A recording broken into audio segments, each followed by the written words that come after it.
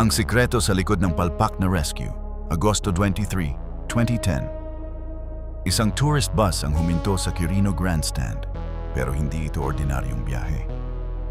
Sakay ang 25 turista mula Hong Kong. Ang hostage taker ay isang dating pulis, si Rolando Mendoza, ang may hawak ng baril at sama ng loob. Natanggal siya sa serbisyo. Ang demand, ibalik ang kanyang trabaho. Kapalit, mga inosenteng buhay. Buong mundo nanonood ng live. Bawat galaw ng pulis, bawat negosasyon, nakikita ng hostage taker sa TV sa loob ng bus. Nang arestuhin sa harap ng kamera ang kapatid niya, nagbago ang tono. Uminit ang ulo. Pumutok ang unang bala.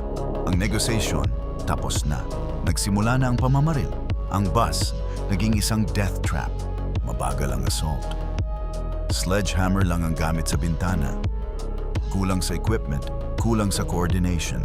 Pagkatapos ng 11 oras, natapos ang krisis. 8 sa mga turista, walang buhay. Patay din si Mendoza sa sniper shot. Isang trahedya na napanood ng buong mundo. Isang bangungot na nag-iwan ng tanong. Paano ito nangyari? Follow for more.